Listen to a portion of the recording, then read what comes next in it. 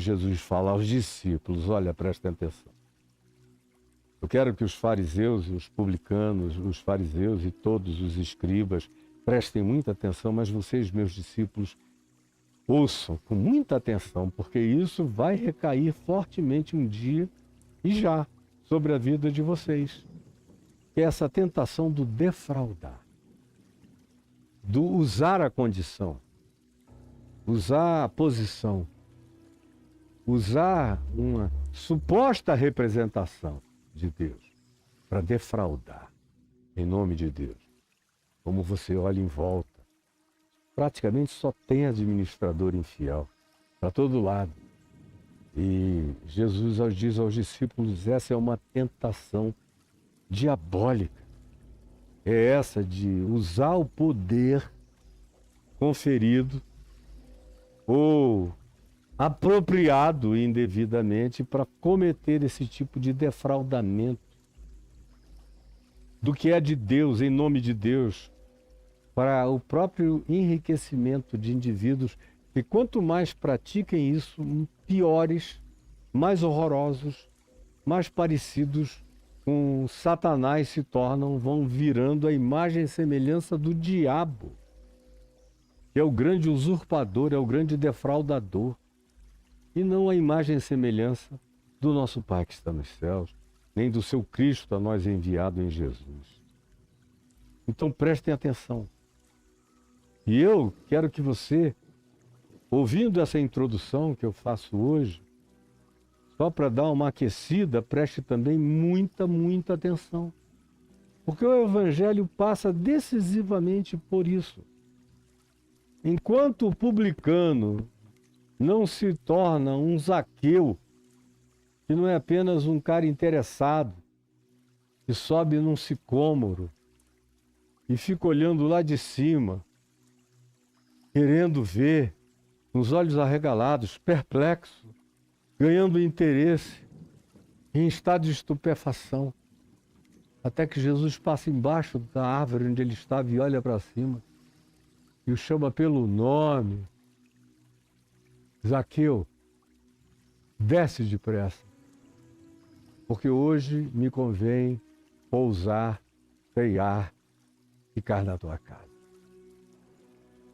Entra na casa dele, come da comida dele, ri com a conversa dele, fala a palavra do Evangelho a ele, a toda a sua família, a tantos quantos ele tenha convidado, bem como aos seus discípulos. Até que Zaqueu se põe em pé e diz, Senhor, decido dar metade dos meus bens aos pobres. E se em alguma coisa defraudei alguém, restituirei 5 vezes mais. O publicano é acolhido, é recebido, tem a oportunidade. Jesus chama pelo nome, quer entrar na casa dele, nem pede, diz, hoje me convém comer e dormir na tua casa. E dá significado ao indivíduo, entra, mas ele só diz, hoje entrou salvação nessa casa, depois que aquilo que era o elemento de maior importância, valor, ou significado para o homem chamado Zaqueu, é deixado num plano muito inferiorizado. Aí Jesus disse, hoje entrou salvação nessa casa. Não antes. E viu Silas Malafaia, esse homem aqui não deu dinheiro para ninguém, a não ser para os pobres. A não ser para os pobres. E não adianta vir com esse papinho de que a oferta é para o sacerdote. O dízimo é para o sacerdote. A oferta que você pode, talvez, dar para um pobre, para um necessitado. Tudo mentira. De enganação falastrosa para esse povo. Porque no Evangelho de Jesus não existem mais levitas.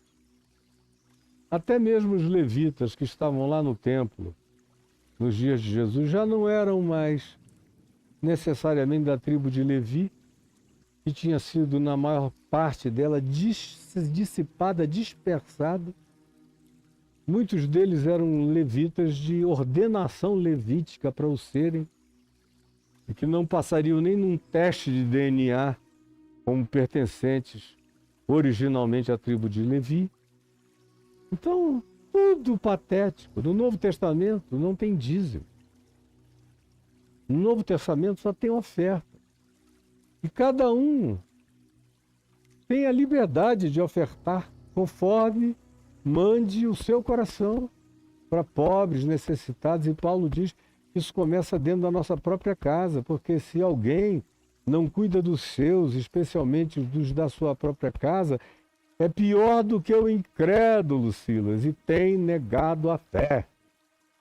É que para você não tem distinção entre esse Novo Testamento. Você sabe o que é um testamento? Moisés apresentou um testamento. E o povo lá de Israel disse, tá bom, a gente quer viver por esse testamento aí. Que era obrigação, obrigação, obrigação. Paulo chama de escrito de dívidas. Em Colossenses 2, e que havia contra nós. Jesus rasgou inteiramente. E encravou na cruz. E despojou os principados e potestades que vivem de acusar-nos de não conseguirmos atingir os objetivos daquele velho testamento de Moisés. Jesus disse, eu vos dou um novo testamento. Faço com vocês uma nova aliança. Como diz o escritor de Hebreus, que não é mais baseada em sacrifícios levíticos, no templo, em sangue de bodes e de touros, e em comidas que eram levadas para os sacerdotes. Tudo isso passou. Em Jesus tudo é espontâneo, não tem nenhuma obrigatoriedade. Não é com dinheiro que ninguém acessa a Deus, é pela fé, é pela graça. E quando, todavia, o dinheiro foi um ídolo, um Deus na vida dessas pessoas, frequentemente o primeiro sinal de arrependimento seja aquele que vem de Zaqueu. Decido dar aos pobres metade.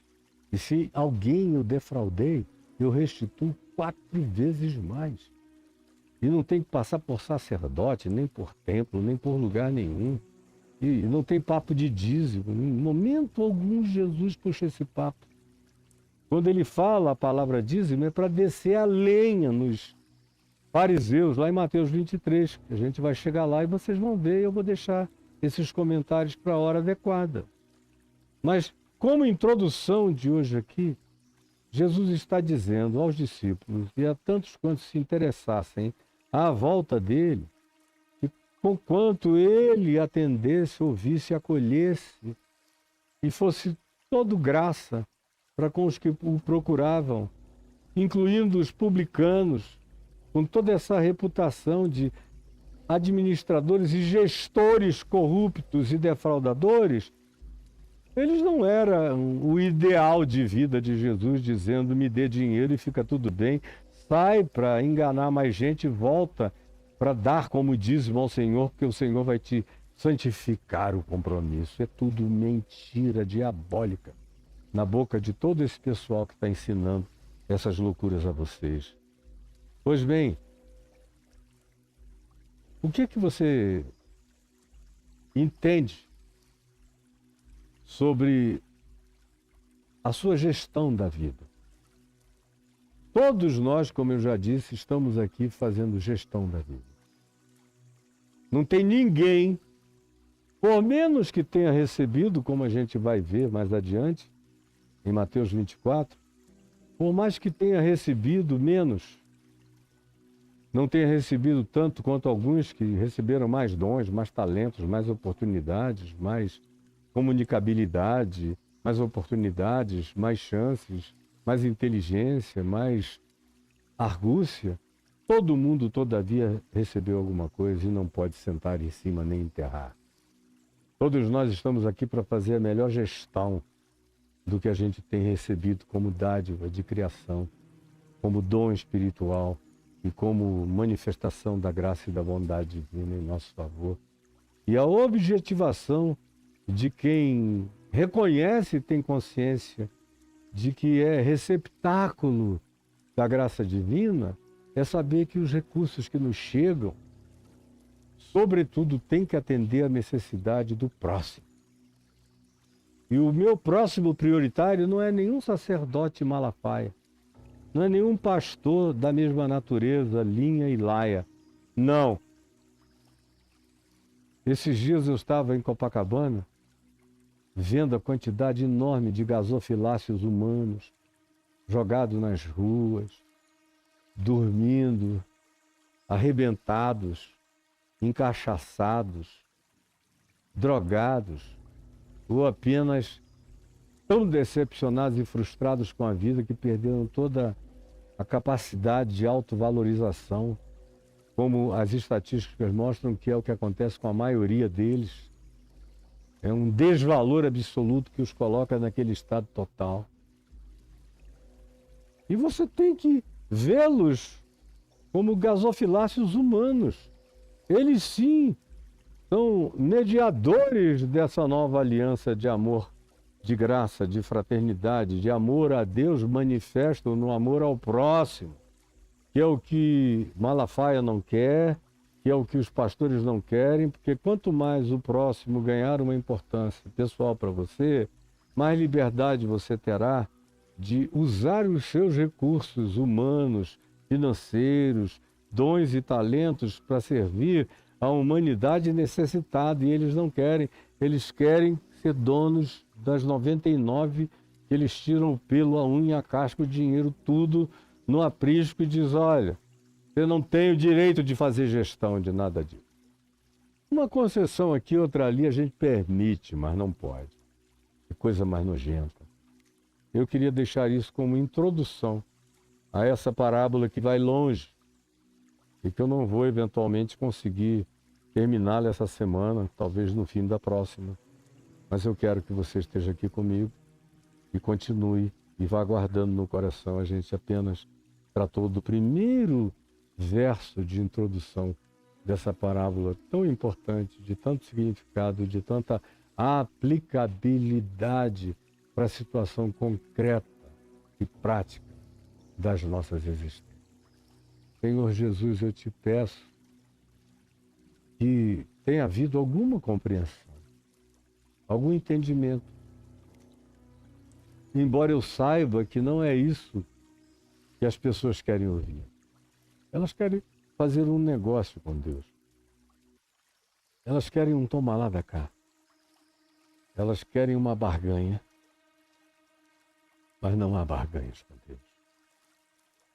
Não dá para a gente ficar de malandragem para sempre, porque nós somos flagrantes, absolutamente expostos e visíveis diante de Deus. E perdoa os nossos pecados. É o que eu te imploro, em nome de Jesus. Amém e amém.